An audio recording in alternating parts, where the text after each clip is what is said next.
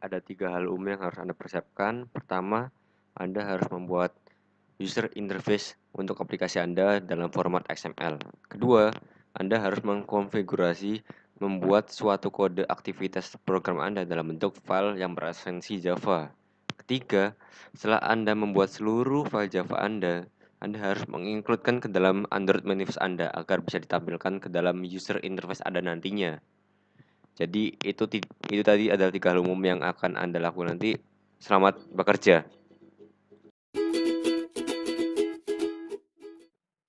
Oke, kita masuk ke hal pertama yaitu membuat user interface dalam XML. Nah, di sini kita akan menggunakan beberapa hal dasar ya.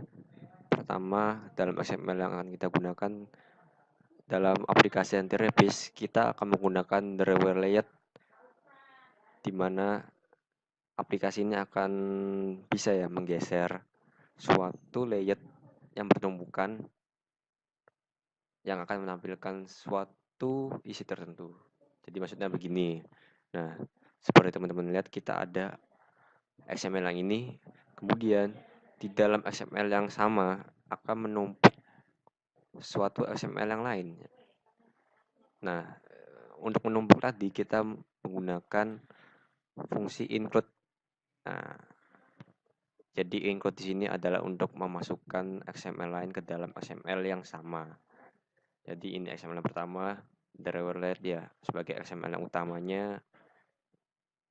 yang akan bisa digeser-geser sesuai keinginan dari user. Nah, apa sih yang akan ditumpuk oleh driver layout ini? Yaitu maps teman-teman sebagai home, sebagai rumah ya, sebagai dasar lah, sebagai aplikasi tampilan dasar. Nah, kita masuk ke app bar main yang diincludekan oleh aplikasi driver layoutnya sebagai nah, nah di sini app bar ini lebih ke ini ya sebagai toolbar yang nanti bisa diklik oleh user untuk menampilkan beberapa option. Nah, bisa teman-teman lihat ini. Jadi fungsinya untuk sebagai toolbar ya, sebagai toolbar. Nah, teman-teman masih ingat juga kalau misalnya dalam satu XML bisa ditumpuk oleh XML yang lain juga. Nah, di sini kita menumpuk XML lagi. Kita includekan lagi. Nah, containment. Containment kita lihat ya. Nah, di containment ini ada beberapa hal dasar yang akan digunakan dalam aplikasi kita nanti. Ada maps dan juga ada autocomplete text view yang berfungsi untuk menampilkan beberapa alamat-alamat yang sudah terdaftar di Google API agar user mendapatkan beberapa pilihan yang pas dengan kondisi dengan beberapa kata yang diinputkan oleh user. Nah, teman-teman bisa lihat. Nah, dari autocomplete text view ini kita menggunakan Gradle dasar yang dibuat oleh beberapa developer yang bernama CardView. Nah, CardView ini kita mengambil dari beberapa developer ya tertentu untuk kita manfaatkan fungsinya. Nah, CardView ini berfungsi sebagai autocomplete di mana nanti akan bisa dikembangkan oleh developer untuk menampilkan beberapa pilihan alamat yang sudah terdaftar di Google API. Nah, ini dia teman-teman, autocomplete text view, fungsi library yang ada di dalam CardView. Ada starting point sebagai lokasi awal dari user dan lokasi tujuan. Nah, masih teman-teman ingat juga fitur dari kita juga ada sliding panel teman-teman. Nah, sliding panel ini kita akan memanfaatkan sliding panel layout, di mana ini juga dikembangkan oleh suatu developer ya yang bernama Show3. Kita ambil dari Gradle developer tersebut untuk kita manfaatkan sebagai sliding panel layout. Nah, nanti akan ada di sini ya. Sliding panelnya akan kita deklarasi dengan ID drag view. Nah, nanti akan bisa dikembangkan lebih dalam lagi di dalam Java. Oke, kita masuk dalam pembahasan coding sekarang ya. Pertama, teman-teman bisa membuat file Java-nya dulu, bisa klik kanan dari folder Java, new, kemudian Java class. Nah, di sini saya membuat file Java yang namanya mainActivity.java. Langsung saja ya ke pembahasan dalam codingannya. Pertama, teman-teman bisa mendeklarasikan variabel terlebih dahulu. Nah, ini untuk pertama kita akan membahas mengenai Google API Clean dan Place Autocomplete Adapter.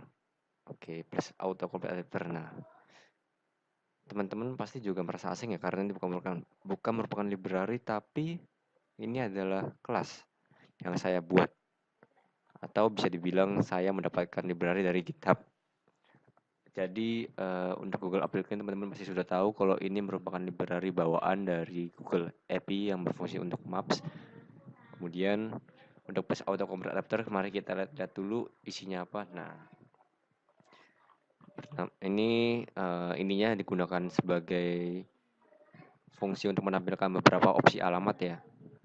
Nah, untuk kelas utamanya ada di sini, teman-teman bisa dilihat konteks aplikasi mana yang akan dimasukkan sebagai bawaan ke dalam aplikasi ini, kemudian resource-nya, Google Application-nya, kemudian link bounds yang berarti adalah latitude dan longitude yang dimasukkan ke dalam bounds, dan kemudian autocomplete filter.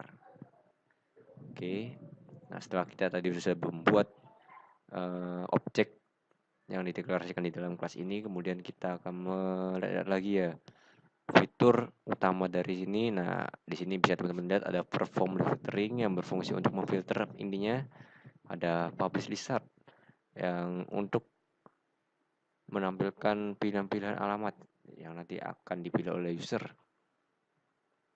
Nah, ini untuk release yang akan menjadi acuan dari alamat yang akan ditampilkan pada publish result. Nah, saya tidak akan menjelaskan panjang lebar karena ini teman-teman bisa menggunakan library ini bawaan ya. Teman-teman bisa mengeksplor lebih jauh lagi. Kita langsung masuk lagi ke main activity. Nah, sudah saya jelaskan tadi, teman-teman jadi harus membuat dua variabel utama ini dulu, Google Application dan M-Adapter.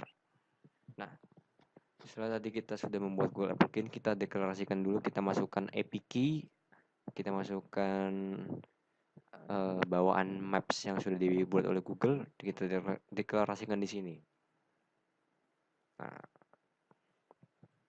untuk M-adapternya, M-adapter sebagai autocomplete text view kita deklarasikan lagi. Nah, this yang berarti aplikasi atau kelas main activity ini yang akan dimasukkan ke dalam konteks plus autocomplete adapter. Kemudian tampilan ya dari pilihan-pilihan alamatnya, Google Application-nya yang sudah tadi kita buat. Kemudian ada bounce ya, bounce Jamaica yang berarti tadi mungkin ini berarti menunjukkan bahwa right link yang mengarah ke Jamaica.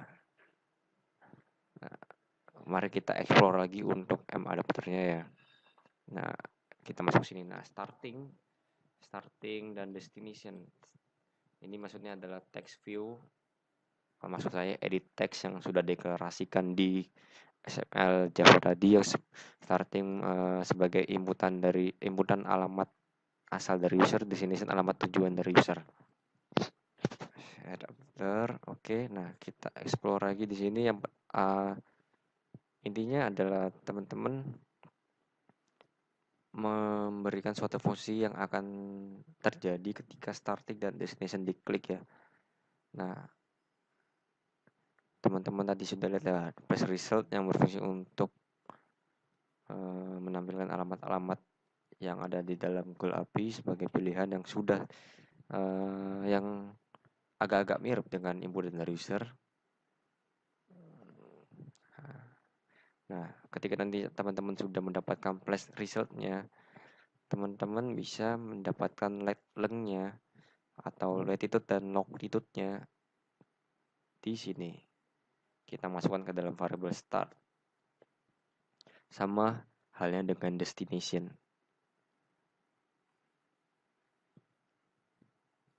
Oke, kita sudah membahas mengenai flash autocomplete yang berfungsi untuk menampilkan seluruh alamat pilihan yang terkoneksi dengan Google API. Kemudian kita akan masuk mengenai maps ya.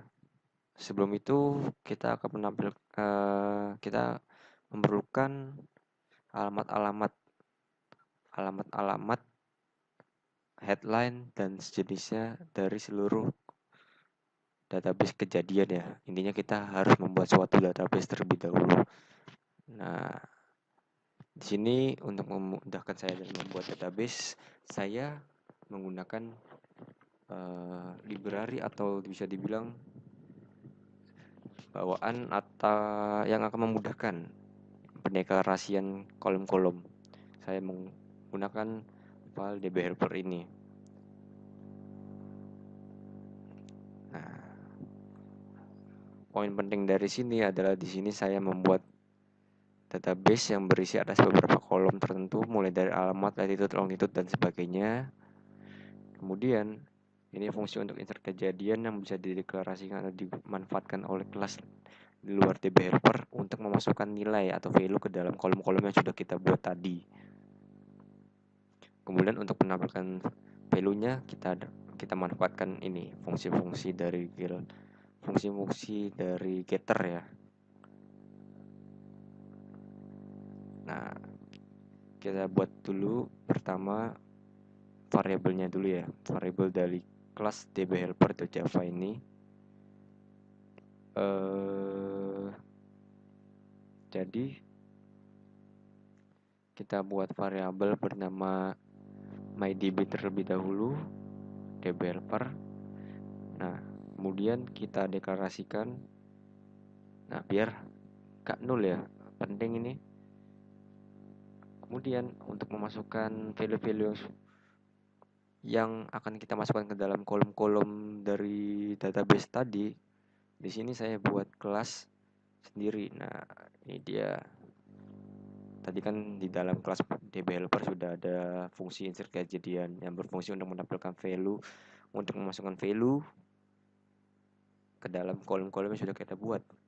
Nah, pertama ada kolom alamat yang berarti value yang merupakan alamat kejadian, latitude-nya, longitude-nya, terus foto, kemudian ada headline dan tanggal kejadian, jam, dan juga ada link berita. Oke, teman-teman bisa membuat sendiri berdasarkan fleksibilitas dari user ya. Di sini intinya saya mempunyai 12 ya, 1, 2, 3, 4, 5, 6, 7, 8, 9, 10, 11, 12 kejadian, jumlah kejadian yang akan ditampilkan dalam maps nantinya. Nah, untuk menampilkan seluruh value-value ini ke dalam map ya, yang dalam bentuk marker nanti, di sini saya memanfaatkan ini. Nah, saya masukkan fungsi-fungsi dasar kejadian ke dalam kelas location manager. Location manager berarti manager atau pelindung ya, pelindung dari location yang akan selalu mengupdate. Kenapa kok mengupdate? Nah, di sini ada location on, location change yang berfungsi untuk menerima inputan location terupdate. Jadi ketika user berpindah-pindah lokasi, maka kita juga bisa mendapatkan ya update lokasi teranyar terbaru dari posisi user sekarang. Nah, bagian pentingnya adalah di sini teman-teman, saya deklarasikan lokasi terupdate dari posisi user sekarang di sini ya. Saya beri judul my location agar lebih jelas. Nah, Kenapa kok saya di sini menambahkan kondisi seperti ini? Agar tidak terjadi duplikasi marker yang akan dimunculkan, karena ini on location change. Jadi setiap lokasi dari user ini posisinya berubah-ubah, maka fungsi ini juga akan dilakukan terus gitu loh. Nah, jadi saya tambahkan di sini ketika sudah ada markernya, berarti tidak perlu lagi. Jadi kondisi ini hanya dilakukan ketika markernya kosong. Oke, kita lanjut ke sini ya, kamera update yang berfungsi sebagai arahan kamera ya, arahan dari layout Anda nanti akan mengarah kemana. Saya arahkan ke lokasi teranyar dari user, posisi user, ini zoomnya. Nah, teman-teman juga ingat tadi kami Project Anti-Rabies juga mempunyai ya driver yang akan menampilkan beberapa klasifikasi dari posisi Surabaya berdasarkan arah mata angin. Nah, di sini untuk driver sendiri ya, saya masukkan ke dalam sini ya. Ini sudah fungsi implement ya. Jadi sudah ada fungsi sendiri. Nah, ada di sebentar teman-teman. Nah, on navigation item select. Nah, teman-teman kan ada 5 ya, Surabaya Pusat, Surabaya Barat, Utara, dan lain-lainnya. Ketika diklik, kita akan mengaktifkan intent. Jadi di sini saya masih menggunakan class masing-masing ya dari masing-masing lokasi. Mari kita cek untuk salah satunya saja. Kita cek untuk Surabaya Pusatnya. Nah, mohon maaf di sini saya masih belum memakai database yang dibuat. Saya masih memanfaatkan value bawaan yang harus dideklarasikan di kelas ini ya. Nah, intinya ada di sini teman-teman. Saya mau memanfaatkan bundle ya, bundle data lokasi untuk memasukkan value-value yang berfungsi untuk menampilkan marker ya nantinya di maps dalam lingkup Surabaya Pusat. Kita kembali lagi. Nah, ketika nanti si dalam array adapter yang sudah dibuat tadi kita klik ya, dengan kata lain user mengklik salah satu value yang ada di array list, otomatis nanti aplikasinya juga akan berpindah ke lokasi yang diklik oleh user tadi. Benar tidak? Nah, di sini saya deklarasikan di sini teman-teman. Nah, ketika teman-teman tadi sudah membuat intent, maka di sini saya menerima value-nya. Saya cek dulu apakah hasilnya 0 atau tidak.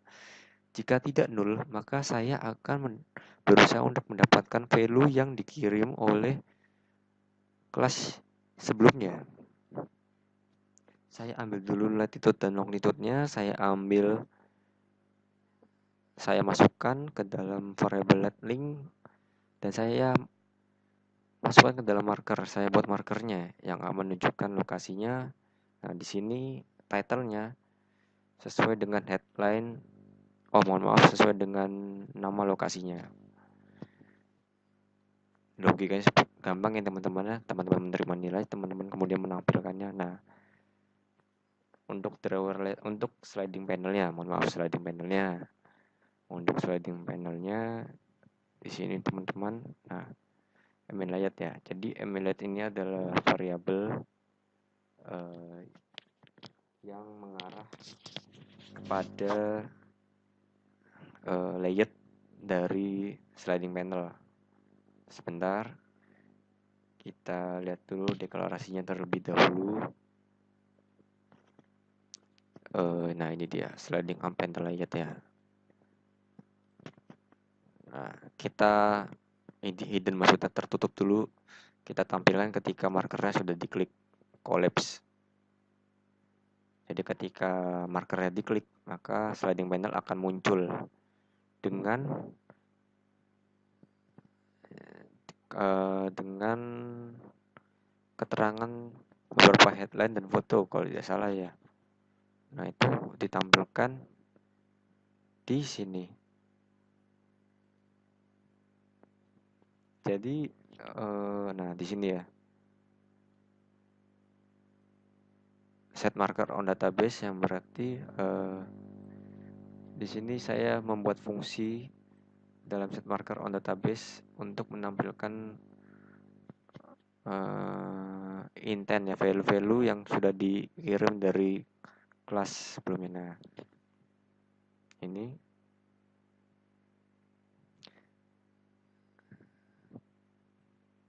tadi memunculkan, kemudian headline-nya sampai tampilkan foto, headline dan sebagainya. Kemudian kita kembali lagi. Nah, ini kita masuk ke fitur terakhir ya, yang penting yaitu kondisi di mana user berada dalam radius dari lokasi rawan. Nah, pertama kita buat dulu circle. Add circle ini adalah fitur untuk menambahkan radius dalam jarak waktu 5 meter. Dideklarasikan di dalam sini. Nah, add circle, location, lokasi teranyar, kemudian radiusnya, mohon maaf 200 meter ya. Ini colornya biru tua ya, tapi transparan. Kita kembali lagi. Nah, kemudian teman-teman setelah tadi sudah dibuat radiusnya, nah ini baris yang berfungsi untuk mengecek kondisi ketika suatu marker itu melewati radius yang sudah dibuat. Lokasi teranyar, kemudian radiusnya, dan nah ini dia cek untuk mengecek kondisinya. Yang maksudnya adalah distance ya. Tadi apakah berada dalam radiusnya. Nah, alert defragment yang berarti ini adalah maksudnya dialog fragment akan memunculkan headline, link, pilihan ya, maksudnya ya. Teman-teman akan dimunculkan pilihan nantinya mengenai pilihan untuk membaca berita atau melanjutkan. Saya deklarasikan di defragment, kita lihat dulu. Nah, ada lanjutkan dan baca berita. Baca berita akan diarahkan ke linknya. Kita manfaatkan fungsi intent parse. Nah, maksudnya di sini apa ya? Oke, jadi ini maksudnya adalah aplikasi fungsi ya yang muncul ketika intentnya tidak nul. Jadi maksudnya ketika teman-teman masuk pertama kali ke dalam mapnya kan belum membuka apa-apa ya, belum membuka kelas sama sekali. Nah, ini pasti nul ya. Nah, home-nya berarti nanti akan menampilkan seluruh marker-marker dari database yang sudah kita buat. Kita di sini kita manfaatkan fungsi dari for ya. Kita ambil semua release alamatnya, kita ambil semua alamatnya, latitude-nya, longitude-nya ada di sini. Kita buat radiusnya, kemudian ketika diklik kita buat kondisinya juga di sini ya. Nah, ya mungkin itu sebagian gambaran besar dari aplikasi NTRFS ya, behind the scenes-nya. Jika ingin mengetahui lebih jelas atau lebih lanjut, monggo dicek sendiri saja, dipahami sendiri source code-nya, karena insya Allah akan di-upload untuk kepentingan umum. Kalau misalnya ada yang bingung atau ada yang ingin ditanyakan, silakan ditanyakan di comments dalam YouTube channel saya, Dito Hafiz Indriarto, atau bisa email ke saya ya, ditohafiz@gmail.com. Terima kasih atas perhatiannya. Mohon maaf jika ada salah kata. Wassalamualaikum warahmatullahi wabarakatuh. Nah, hal terakhir yang akan Anda lakukan adalah melakukan konfigurasi Android Manifest untuk mengincludekan seluruh file Java yang sudah Anda buat tadi. Di sini pertama Anda harus memasukkan use permission-nya dulu. Internet sudah pasti ya, karena maps harus ditampilkan dan membutuhkan koneksi internet untuk membukanya. Kemudian akses find location atau teman-teman bisa memilih akses coarse location. Bedanya adalah find location adalah lokasinya yang ditampilkan berakurasi sangat tinggi, namun membutuhkan performa yang berat. Dibandingkan dengan coarse, performanya lebih sedikit, namun akurasinya masih kalah. Kemudian penting lagi teman-teman juga bisa menambahkan large heap, karena aplikasi ini membutuhkan database yang banyak, agar heap yang dihasilkan tidak banyak, maksudnya memberatkan aplikasi ini, kita membutuhkan large heap. Kemudian untuk mengincludekan Java yang sudah kita buat activity di dalam application ini. Kita masukkan nama kelasnya dan pilih salah satu kelas yang berfungsi sebagai main atau yang akan tampil lebih dulu. Di sini saya memilih splash screen ya. Nah, di sini untuk Google API-nya teman-teman, yang penting teman-teman harus membuat ini terlebih dahulu. Teman-teman bisa melihat atau mencari tutorialnya di Google developer.google.com untuk membuat API key-nya. Kenapa ini penting ya? Ini dibutuhkan teman-teman karena teman-teman membutuhkan jembatan khusus dari aplikasi teman-teman ke servernya Google. Dan ini dibutuhkan Google API Key. Teman-teman bisa mendapatkan yang gratis. Ya, mungkin ini saja yang bisa Anda lakukan dalam konfigurasi manifest. Sangat mudah, teman-teman bisa terakhir teman-teman, mohon maaf lupa, teman-teman bisa merubah logonya di sini, ikonnya ya. Sekian ya teman-teman ya untuk konfigurasi manifestnya. Semoga sukses untuk mencobanya. Mohon maaf juga kalau penjelasan kami ada yang membingungkan. Terima kasih atas perhatiannya. Semoga sukses. Wassalamualaikum warahmatullahi wabarakatuh.